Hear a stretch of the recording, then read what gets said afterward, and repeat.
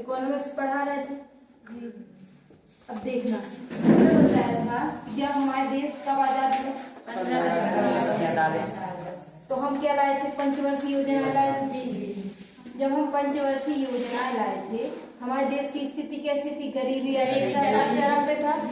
जब हम पंचवर्षीय योजना लाए, पहली कब आई 56, दूसरी कब आई 61, तीसरी कब आई 61 से 66, चौथी में अवकाश हो जाता है। ये अवकाश है ना, याद रखना बिल्कुल। जो प्रश्न पूछेगा आप लोग से यही पूछेगा। ये क्या हो गया अवकाश। अब चौथी पंचवर्षीय कब आती 69 से 74, पांचवी कब आती 74 से 79। लेकिन इसमें क्या होता 1977 में क्या आ जाती जनता पार्टी की सरकार। तो ये लोग काय के रहते जनता पार्टी की, तो ये लोग क्या ले आते रोलिंग, क्या ले आते बिल्कुल याद हो रहा ना, समझ आ रहा है। 1977 से 80 के बीच क्या रहता है रोलिंग। अब इसके बाद ये हो गई चौथी, ये हो गई पांचवी। छठवीं पंचवर्षीय योजना कब आती 1980 से 85, और सातवीं कब आती है 85 से 90 तक आती है। ठीक है। अब क्या स्थिति थी कि हमने कौन सा मॉडल अपनाया था, लेको नहीं पहले समझो, मिश्रित अपनाया था। लेकिन हम किसकी ओर अट्रैक्ट, समाजवादी मॉडल की तरफ। हम जो सारे काम कर रहे थे काय के लिए कर रहे थे, काय के लिए कर रहे थे, हम समाजवादी मॉडल को इम्प्लीमेंट कर रहे थे। हम अपने लोगों को क्या कह रहे थे, मूलभूत सुविधाएं दे रहे थे। तो हमारे पास क्या हुआ 1980 के दशक से देश में मंदी आने लगी। देश में क्या आने लगी मंदी। कारण क्या था कि जो हमारा व्यय था, व्यय मतलब समझ रहे खर्च, देखो नहीं व्यय था वो हमारे राजस्व से ज्यादा था। समझ नहीं समझे, व्यय मतलब जो हम खर्च कर रहे थे, और राजस्व जो मतलब हमें प्राप्त हो रहा था। तो क्या ज्यादा था, व्यय ज्यादा था, खर्चा ज्यादा था, और आमदनी और खर्चा ज्यादा था।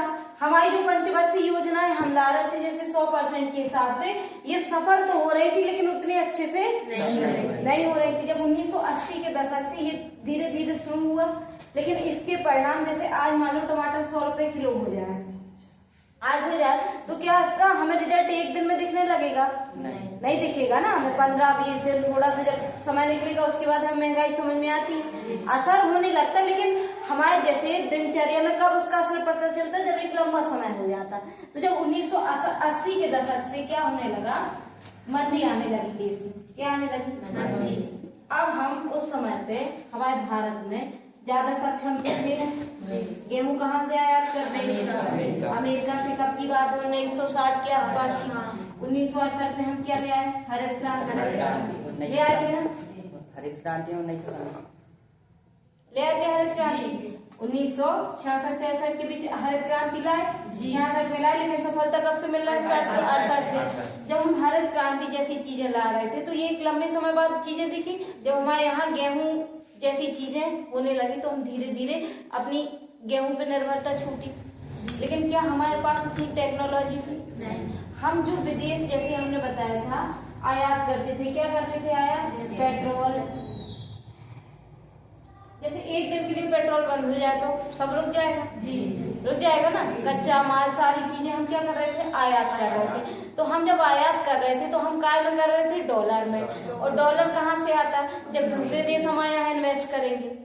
क्या करेंगे, दूसरे देश हमारे। और हम इनडायरेक्ट रूप से कौन से मॉडल को फॉलो कर रहे थे, और समाजवादी मॉडल में सारा काम कौन करती है, सरकार। तो हमारे पास क्या जो पूंजीवादी जो उद्योगपति उनका पैसा आ रहा था क्या, हमारे देश में विदेशी लोग निवेश करना चाहेंगे, नहीं।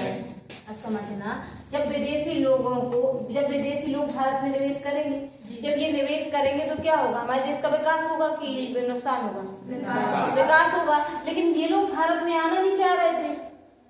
क्यों नहीं आना चाह रहे थे, क्योंकि हमारे देश में हम काय को ज्यादा महत्व दे रहे थे। इनने कहा कि हमें यहाँ पे कंपनी लगानी है, और जनता ने कर दिया विरोध, तो फिर बस चला गया वो काम पेंडिंग में।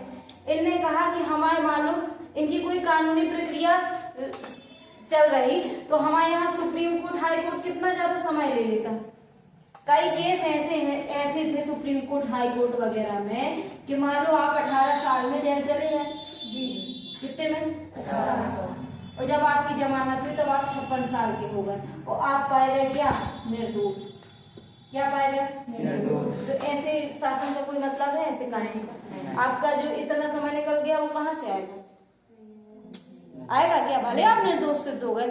ऐसे जब हमारे यहाँ कोई विदेशी कंपनी क्या करती थी? अप्लाई करती थी, परमिशन लेती थी, तो लाइसेंस राज बहुत था। क्या था? पहले छोटी छोटी चीजों में लाइसेंस लगता था कि आपको परमिशन लेनी, इतने सारे से। अब मान लो यहाँ से वाहन है, समझना, जैसे ट्रकों से व्यापार होता है, यहाँ से चीजें आ रही, मान लो ये आई पंजाब से। कहाँ से आई? पंजाब से। अब यहाँ पे फिर दिल्ली में तुमने इसको रोका, फिर तुमने इसको यहाँ रोका जबलपुर में, फिर तुमने इसको रोका सागर में, फिर तुमने इसको रोका छिंदवाड़ा में। तो ये चीज यहाँ से निकली, यहाँ तक आने में लंबा समय ले लेगी कि नहीं? जी ले लेगी। अब हम क्या करें? हमें ऐसा काम करना कि जो यहाँ से चीजें चले जल्दी से जल्दी यहाँ पहुंचे। जब जल्दी से जल्दी सप्लाई होगी तो क्या होगा? मार्केट में बूस्ट आएगा ना, मार्केट बढ़ेगा। अब लेकिन हमें ये भी तो देखना है कि ये सही तरीके से चीजें जा रही कि नहीं। हमें वाहन भी चेक करना है। तो हम क्या ले आए? आज फास्ट टैग जैसे आ गए हैं। आप लोग कार वगैरह में जाते हो, हर जगह पे चेकिंग होती है। उसको क्या बोलते हैं? जहाँ पे टोल टैक्स लगता है। यहाँ पे इकट्ठे वाहन खड़े हो जाते थे। आज से 3 साल पहले चले जाओ तो आधा घंटा लग जाता था। मान लो आपका पेशेंट कोई गंभीर बीमार है तो आप टोल टैक्स में 15 मिनट भी रुकने की क्षमता रखते हो? नहीं। लेकिन आपको रुकना पड़ता था ना, जब आगे आपको जाने नहीं मिलेगा। अब क्या आ गया? फास्ट टैग आ गया। फास्ट टैग क्या करता है? वो स्कैन कर लेता है, पैसा कटता है, आपको कितने 1 सेकंड में आप एंट्री हो जाती। तो ये क्या आ गया? नवाचार है कि नहीं? इससे हमारे काम तो वही हो रहा, लेकिन हमने क्या कर दी? स्मार्टनेस बढ़ा दी। ऐसे हमारे जब देश में 1980 के दशक तक हम कैसे थे? हम लोग पिछड़े टाइप के थे। कैसे थे? हम जब तुरंत आजाद हुए थे तो जब 1980 के दशक में क्या आने लगी? मंदी का कारण क्या था? कि व्यय क्या था? मतलब खर्चा ज्यादा था, समझना, और राजस्व क्या था? कम था। कम रहे थे वो खर्च ज्यादा हो रहा था। तो हमें क्या जरूरत थी कि हम कहाँ से काय को बढ़ाएं? FDI को। काय को बढ़ाएं? जब हमारे पास डॉलर आएगा तो हम ज्यादा चीजें आयात कर सकते। लेकिन हमारे यहाँ पे क्या दिक्कत थी? लाइसेंस राज था। क्या था? भ्रष्टाचार चरम पे था। मान लो कोई कंपनी आना चाह रही तो हम उससे क्या बोलते थे कि आप पैसा दो। मान लो ये है कंपनी का CEO, इसने कहा कि हमें यहाँ पे अप्लाई करना, तो इसने एक अधिकारी को पैसा दे दिया, फिर दूसरा मांगेगा, फिर तीसरा मांगे, तो इतनी ज्यादा जटिल प्रक्रिया में कोई निवेश करना चाहेगा क्या? व्यापार कहाँ चलता है? जहाँ आपके पास क्या हो? फ्रीडम हो। जैसे पुरैना में फैक्ट्री है, पुरैना फैक्ट्री का एग्जाम्पल इसलिए देते क्योंकि हमसे कनेक्ट है। अब पुरैना फैक्ट्री में आप इनके यहाँ जाके रोज इंटरफेयर करो, रोज बताओ तुम कानूनी जे तो क्या ये लोग इच्छुक होंगे व्यापार करने के? ये ज्यादा से ज्यादा क्या कमाना चाह रहे हैं? पैसा, मुनाफा। तो इनको क्या चाहिए? इनको सुलझी प्रक्रिया चाहिए ना, सुलझी प्रक्रिया चाहिए। अब ये लोग कैसे काम कर रहे हैं? आप रोज पहुंच जाओ, क्या आपकी ये कागज नहीं, ये कागज नहीं, तो ये क्या होंगे? इन्वेस्ट करेंगे क्या? ऐसे अमेरिका वगैरह हम क्या चाह रहे थे कि हमारे यहाँ विदेशी कंपनियां आके क्या करें? निवेश करें। लेकिन हमारे यहाँ की जो प्रक्रिया थी वो क्या थी? बहुत कठिन थी। तो जब 1990 में क्या हुआ कि हमारे पास सिर्फ इतना पैसा बचा कि हम कितने दिन आयात कर सकते थे चीजों को? 15। कितने दिन? 15। जो FDI है, ये विदेशी मुद्रा कितना था हमारे पास? विदेशी मुद्रा भंडार। अब आप लोग कहोगे कितने दिन का बचा था? 15 दिन का। अब कहोगे कि इसकी मैम इम्पोर्टेंस क्या है? तो हम जो अपनी सारी जरूरत की चीजें हैं, पेट्रोल डीजल जैसी चीजें, वो क्या कर रहे थे? आयात कर रहे थे। और अगर हमारे पास कितने दिन का बचा था? 15। और हमारा ही मार्केट कैसा चल रहा था? समाजवादी मॉडल के अनुसार। अब हमें क्या चाहिए था? क्या चाहिए था उस समय में? बताओ। हमारे पास समझना, व्यय ज्यादा है, राजस्व कम है। सरकार क्या कर रही थी? किसके लिए काम कर रही थी? समझ रहे हैं ना? गरीबी, अशिक्षा, स्वास्थ्य, इन पे भी सरकार खर्च कर रही थी। और ये चीजें कैसी होती? ये चीजें आपको तुरंत फायदा नहीं दे रही थी। आज आप एजुकेशन पे खर्च करोगे तो उसका रिजल्ट आपको 10 साल बाद पता चलेगा, 15 साल बाद पता चलेगा। क्या तुरंत पता चलेगा? क्या नहीं चलेगा ना। जैसे लाडली बहना है, उसको आपकी 1500 आई, तुरंत आती, लेकिन यही 1500 में आप कहीं हॉस्पिटल खुलवा दो तो ये कैसे हमें, ये हमारी जिंदगी भर के लिए हो जाएगा कि नहीं? लेकिन हमें तुरंत वाला सुख नहीं देगा, तो हम उसको क्या करेंगे? उस राजनीतिक पार्टी को वोट देंगे, क्योंकि तुरंत हमें चाहिए ना चीजें। तो ऐसे ही हमारे पास क्या था? व्यय, खर्च ज्यादा था, राजस्व कम था। सरकार कहाँ खर्च कर रही थी? गरीब। सरकार ज्यादा खर्च कर रही थी। अब सरकार के पास भी एक सीमा होती, ऐसे तो नोट छाप नहीं सकती। अगर मान लो सरकार का आज रूल बने कि आरबीआई से बोल दे, आरबीआई इकट्ठे पैसे छाप दे, ज्यादा पैसे छापने से आप लोगों को क्या लगता है अपने देश का विकास होगा कि नहीं? कैसे, क्यों नहीं होगा? ज्यादा पैसे छापने से होगा ना। कैसे होगा? पैसा आएगा तो फिर विकास अपने आप हो जाएगा। कैसे हो जाएगा? पैसा अभी रहा तो गरीबों तक नहीं पहुंच पा रहा ना। तो अरे हमने कहा कि ज्यादा पैसा, मान लो इन्हें ज्यादा छाप दिया, जैसे आप सबके पास आज बैंकों में मान लो 1,000 रुपए है और कल के दिन आप सबके बैंक में 1,00,000 रुपए हो गया, तो ये सॉल्यूशन है क्या? आप लोग से हम पूछ रहे हैं, किसको लगता है? और आप लोग को लगता है सॉल्यूशन के लिए, तो आप लोग लिखित में दे दीजिए मोदी जी को कि बैंक क्या ज्यादा पैसे छपवा दीजिए, समाधान निकल आएगा? क्यों नहीं निकलेगा? कारण पैसे काम करना तो ठीक है, जब आपके पास कितना आ जाएगा? 1,00,000 रुपए आ जाएगा, तो आप सब कैसे इंसान हो? वैसे पढ़ते लिखते नहीं, और बिना उसके पैसा आएगा तो 1,000 रखोगे, 99,000 रुपए कहो कल लेके घूमो, हवाई का दिखाओ है, हमें दिखाओ कि 11 बजे कॉलेज लगता है, 10 बजे से कहो तुम्हारे क्या कर दो, किराना की दुकान है सब ठप करवा दो, जो छोटी छोटी दुकानें हैं उधर का पूरा सामान खरीद लो। अब इनके पास सामान क्या है? लिमिटेड है। आपके पास पैसा सबके पास इकट्ठा आ गया, तो आप लोग जाके इकट्ठी चीजें खरीदोगे, क्या डिमांड ज्यादा हो जाएगी? सप्लाई तो सीमित है ना। जब सप्लाई सीमित है तो चीजें क्या हो जाएंगी? महंगी हो जाएंगी। तो आज जो आपका ब्रेड का पैकेट 10 रुपए का आता है, अगर आप लोग को 1,00,000 रुपए दे दिए जाए तो इस ब्रेड की कीमत 1,000 हो जाएगी। अब बताओ, आप लोगों के पास अगर 1,00,000 आ जाएगा तो कई दुकानें तो ऐसी ही छोटी छोटी जिनकी पूरा निवेश 1,00,000 है, तो समझ रहे हैं? तो पैसा छापना क्या समाधान है? महंगाई जैसे बढ़ जाए तो पैसा छापने से क्या हो जाएगा? हमारी जो मार्केट है वो दो चीजों पर डिपेंड करता है, क्या पे? डिमांड और सप्लाई, दोनों का संतुलन होना चाहिए ना। आपने डिमांड तो बढ़ा दी, कैसे? पैसे देके, कैसे? लेकिन ये भी तो फिर बढ़ाना पड़ेगा ना, और ये तो सीमित है, तो हमारी इकोनॉमी क्या फायदा होगी?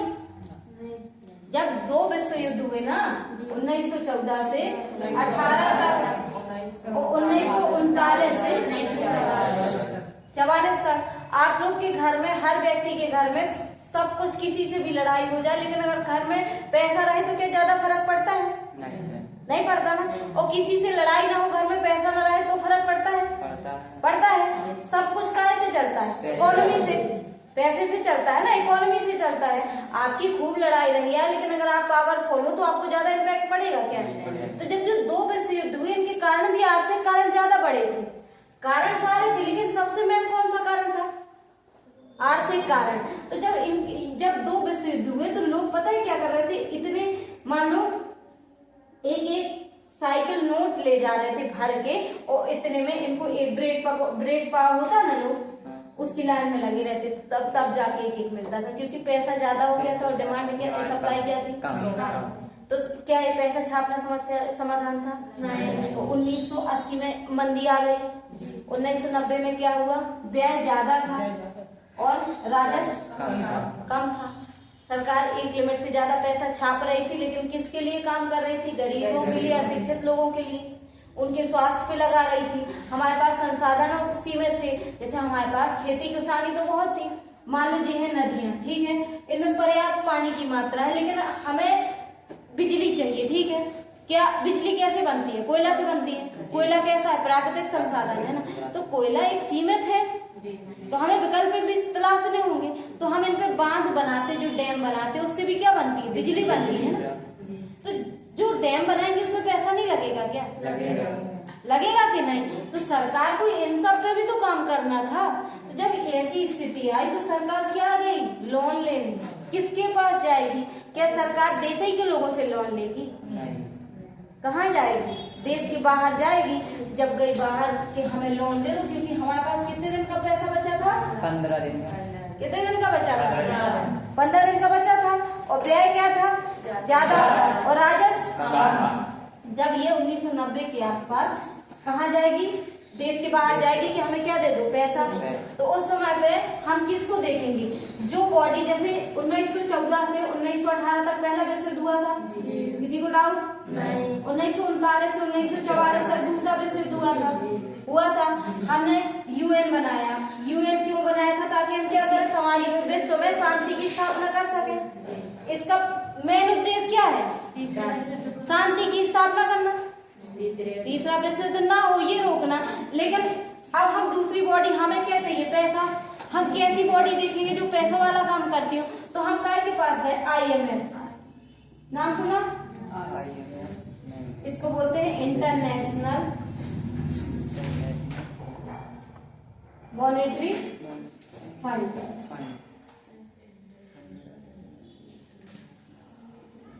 क्या बोलते हैं? इंटरनेशनल, हिंदी में बोलते हैं अंतरराष्ट्रीय मुद्रा कोष। क्या बोलते हैं? समझा करो, मुद्रा मतलब क्या होता है? पैसा। और अंतरराष्ट्रीय जो विश्व में देखे, ठीक है। तो किसके पास जाएंगे हम?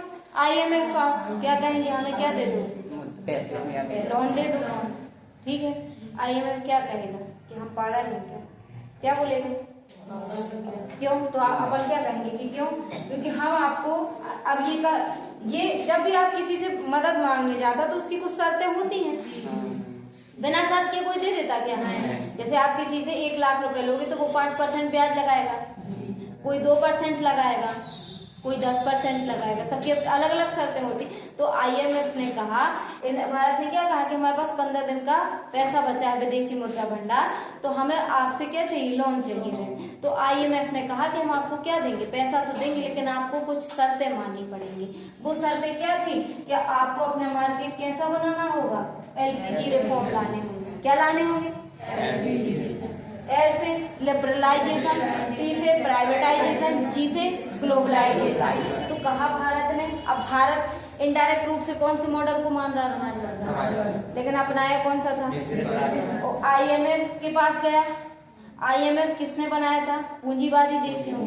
किसने बनवाया था? समझना चाहिए। तो ये काय को ज्यादा बढ़ावा देंगे? पूंजीवादी चीजों को। और पूंजीवादी में जो सारा रोल होता है उसमें राज्य का रोल क्या होता है? ना के बराबर। कैसा होता है?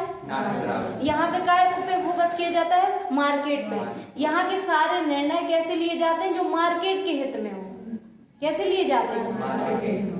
अमीरों से टैक्स लेना, गरीबों को देना। ये कौन सा मॉडल है? समाजवादी। अब आप पूंजीवादी देश में जाओगे जहाँ सब कुछ डिसीजन कौन ले रहा? अमीर ले रहे हैं, जो निवेश कर रहे हैं, जिनकी कंपनियां हैं। तो क्या वो अपने ऊपर टैक्स लगवाना चाहेंगी? लगवाना चाहेंगी। तो कहीं ना कहीं हमारा भारत जैसे देश का विश्व पटल में विरोध होगा जहाँ पूंजीवादी देश पास जाओगे। होगा, क्योंकि हम क्या कर रहे हैं? गरीबों के लिए काम कर रहे हैं ना। वो ये लोग क्या कहते हैं कि राज्य क्या हो जाओ? न्यूट्रल, आपका कोई रोल नहीं, आप सिर्फ देखो, क्या करो। और हमारे यहाँ को क्या करते हैं? हम सरकार क्या करती है? पहले तो हर चीज समाजवाद को भी बढ़ावा दे रही, पूंजीवाद को भी दे रही, दोनों को बैलेंस की। लेकिन जहाँ देखती है कि गरीबी, मान लो जिसके यहाँ पे बेसिक स्ट्रक्चर ही गरीबी वाला है, तो सरकार उसकी मदद करती ना। हमारे यहाँ पे आवास जैसी बेसिक मूलभूत सुविधाएं नहीं है लोगों पर, तो फिर प्रधानमंत्री आवास योजना लेके आती है कि नहीं? लाती है, क्योंकि उन्हें पता है कि हमारे यहाँ जो व्यक्ति 300 रुपए दिन कमाएगा वो कहाँ से आवास बनवा पाएगा। तो सरकार मदद कर रही, अमीरों से लेके गरीबों में दे रहे। जब उन सरकार को पता है कि हमारे यहाँ महिलाएं कैसी है, महिलाएं एक संवेदनशील मुद्दा है कि नहीं, महिलाओं के लिए काम करता है कोई? जब तक जरूरी ना हो महिलाओं के लिए बहुत कम स्टेप उठाए जाते हैं। अब तो समाज बदल रहा है, लेकिन पहले की बात कर रहे हैं। तो महिलाएं जब चूल्हा से खाना बनाती थी तो उनके स्वास्थ्य को कितना नकारात्मक नुकसान होता था। उस समय लाइट वगैरह अलग नहीं रहती थी, तो उनको पता था कि जिनके घर में 300 रुपए देना आएगा वो कभी महिलाओं के लिए गैस लाएंगे क्या? तो सरकार क्या ले आती है? प्रधानमंत्री उज्ज्वला योजना क्या ले आती है? ये कौन सी, ये समाजवादी मॉडल है? लाते हैं कि नहीं? क्योंकि हमें पता है कि हमारा देश कैसा है, जहाँ नहीं करेंगे गैस सिलेंडर अगर आपको मुफ्त में ना मिले होते तो हमारे देश में हर घर में आज गैस सिलेंडर होते नहीं। आज भी अगर सरकार सिलेंडर में सब्सिडी ना दे तो आप लोग सिलेंडर भरवाओ? नहीं। बताओ ना, नहीं भर, अच्छे घर में नहीं भरा जाएगा। और जब इसको फिर हम क्या कर देंगे, फिर से हम चूल्हा में आ जाएंगे, और चूल्हा में आ जाएंगे तो काय पे निगेटिव असर पड़ेगा? स्वास्थ्य पे। और जब स्वास्थ्य पे असर पड़ेगा तो हमारी जनसंख्या कैसी हो जाएगी? अस्वस्थ हो जाएगी। और जब जनसंख्या अस्वस्थ हो जाएगी तो क्या वो हमारी इकोनॉमी के लिए फायदेमंद रहेगी कि नुकसानदायक रहेगी क्या? और फिर हमारा बर्डन काय पे आएगा? स्वास्थ्य पे। हमें ज्यादा पैसा काय पे लगाना पड़ेगा? स्वास्थ्य। और एक बीमार व्यक्ति से आप ज्यादा आशा कर सकते हो क्या? नहीं। तो ऐसे ये सब चीजें चलती हैं, समझ रहे हैं आप? अब लेकिन अमेरिका में क्या है? अमेरिका क्या कहता है? आप राज्य का रोल क्या है आप सिर्फ देखो, यहाँ पे किसकी चलती है? जो बड़े कौन है? पूंजीवादी, जो इन्वेस्ट कर रहे उद्योगपति, उनकी चलती है। तभी तो अमेरिका वगैरह में हर व्यक्ति कैसा है, वहां का गरीब कैसा व्यक्ति, हर घर में कार है, वो सफिशिएंट है। क्यों? क्योंकि वो पर्सनल क्या है, सब कुछ किस पे डिपेंड है? इकोनॉमी पे। किस पे है? अब जब पूंजीवादी जैसे देशों में आपको फ्रीडम दी गई है, आपके पास मान लो 1 लाख रुपए है, आपके पास फ्रीडम है कि आप कहीं भी इन्वेस्ट कर सकते हो, ज्यादा दिमाग नहीं लगाना। तो फिर ऐसे देशों से क्या निकल के आता? नवाचार निकल के आता कि नहीं? हमारे देश में सबसे पहले एक कुछ चीजें क्लियर है, जैसे हमारा जब बजट बनता है, क्या बनता है? बजट। तो हमारे यहाँ में सबसे ज्यादा किस पे फोकस करना पड़ता है? एग्रीकल्चर पे, महिलाओं पे। बजट आता है, आप लोग देखना, बजट को 50% इन्हीं 2 के आसपास होता है। जैसे अभी ये वो लखपति दीदी आया था बजट में, 2 लाख तक का आप वो करो तो आपको सरकार ब्याज देती है। ठीक है, गलत नहीं बता रहे, तुम्हारे पढ़ा नहीं है सुखा तो ठीक है। अब जब ये चीज हो गई 1990 में, तो IMF ने कहा कि हम आपको क्या करेंगे, हम आपको ब्याज तो दे देंगे, लेकिन क्या हमारी कुछ शर्तें हैं। शर्तें क्या हैं? आपको अपना बाजार कैसा बनाना होगा? LPG मतलब उदारीकरण, बोलो जल्दी सब।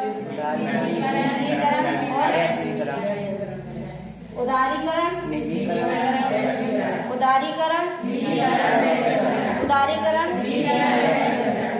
ये रिफॉर्म लाने पड़ेंगे। क्या लाना पड़ेगा? रिफॉर्म मतलब सुधार। ठीक है, ये सुधार आपको अपने बाजार में लाने पड़ेंगे, तब हम आपको क्या दे देंगे? लोन दे देंगे। तो हमें हमारे पास 15 दिन का बचा था, हमें IMF की क्या माननी पड़ी? शर्तें माननी पड़ी। तब हम अपने बाजार में क्या लेके आए?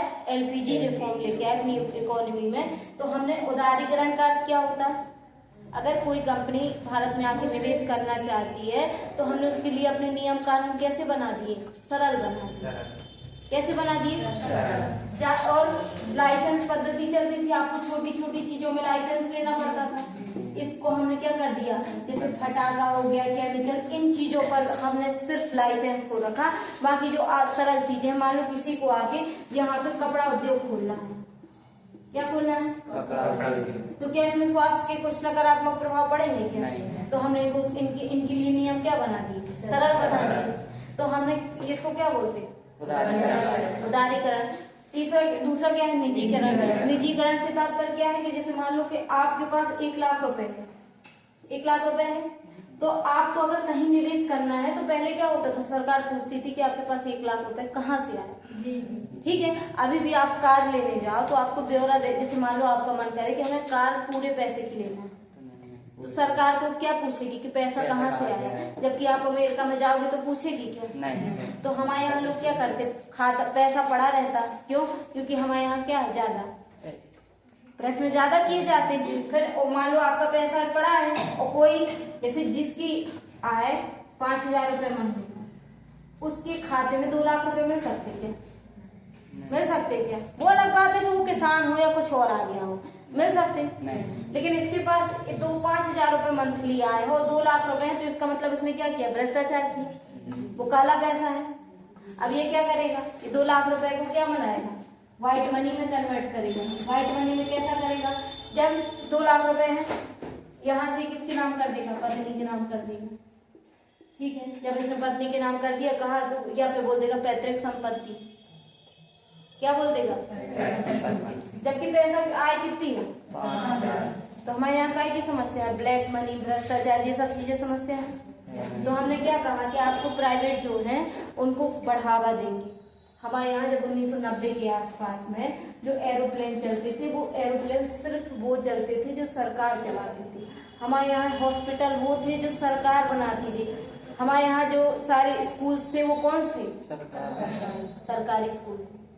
लेकिन फिर हमने काय को बढ़ावा दिया? प्राइवेटाइजेशन, निजीकरण को। तो आज के समय देखो कितने अच्छे प्राइवेट हॉस्पिटल हो गए, कितने अच्छे स्कूल हो गए। तो ये काय के कारण हुआ? एलपीजी रिफॉर्म के कारण, मतलब उदारीकरण, निजीकरण। अब वैश्वीकरण से तात्पर्य क्या है कि भारत में हम लोग, हमारे यहाँ फसल हुई, सरकार क्या दे देती है? एमएसपी देती है। अब जब कोरोना आया था आप लोगों ने नोटिस किया हो कि सबको जो गरीब लोग थे उनको 5 किलो गेहूं, 2 किलो चावल, दाल, तेल वगैरह सब मिला था, दिया था सरकार ने घर घर में। गरीबी चरम पे थी। अब जब कोविड आया तो हमारे देश की सारे देशों से व्यापार बंद हो गया था, सब कुछ बंद हो गया। हमारे देश में किसानों के गेहूं हुए, अब किसानों के गेहूं हुए मान लो 2-2 क्विंटल हुए तो इतना तो उनसे यूज होता नहीं। अब ये जाएंगे छोटे दुकानदारों को बेचने, तो दुकानदार क्या कहेंगे? तुम्हारे गेहूं सड़े हैं, लाओ हमें दे दो 20 रुपए किलो, करते हैं। तो फिर जब 20 किलो तुमसे ले लेंगे 20 रुपए किलो और फिर वैसे कितने पे? 60 पे या 50 वैसे हैं। तो ऐसे में क्या हमारे किसान को फायदा होगा? तो सरकार क्या ले आई? एमएसपी लाती है। इसका फुल फॉर्म क्या होता है? Minimum support price. Minimum support price के तहत सरकार क्या कहती है? न्यूनतम समर्थन मूल्य के अगर आपको कोई ले ले, जैसे एक रेट फिक्स कर देती है। क्या कर देती है? जैसे 1 किलो गेहूं हम कितने रुपए में खरीदेंगे? मान लो 60 रुपए किलो। अगर कोई आपसे 70 में ले रहा आप उसको दे दो, कोई प्रेशर नहीं है। लेकिन एक न्यूनतम समर्थन मूल्य हमने फिक्स कर दिया कि इससे कम में आपको नहीं देना है। कोई प्रेशर नहीं है किसान पे। कोई अगर आपके गेहूं ज्यादा अच्छे हैं और सरकार एमएसपी में 60 रुपए दे रही है, अगर कोई दुकानदार 7 बिचौलिया या जो होते वो 70 में ले रहा आप दे दो। लेकिन आपको क्या है? 60 से कम में नहीं देना। और ये एमएसपी कैसे फिक्स किया जाता है? एक देखा जाता है कि किसान की इतनी में उसकी कम से कम लागत तो निकाला है, उतना क्या किया जाता है? एमएसपी फिक्स किया जाता है। एमएसपी को क्या बोलते हैं? मिनिमम सपोर्ट प्राइस, न्यूनतम समर्थन। जब एमएसपी दी जाती है तो ये लोग क्या करते हैं? खरीद लेते सरकार। जब कोविड-19 आया हमारा दूसरे देशों से व्यापार बंद हो गया। अब लेकिन हम कृषि प्रधान देश हैं, हमारे यहाँ अच्छा गेहूं हो गया, हमारे यहाँ सारी फसलों ने अच्छा उत्पादन किया और सरकार ने क्या किया? खरीद लिया। और खरीद के किसको बांट दिया? गरीबों को बांट दिया। तो ये कौन सा मॉडल है? समाजवादी मॉडल है कि नहीं? अब जब ये हमने बांट दिया तो हमें क्या दूसरे देशों की जरूरत पड़ी क्या? नहीं पड़ी। हम आत्मनिर्भर हैं। तभी भारत को पता चला कि ना कि कैसा है भारत, आत्मनिर्भर।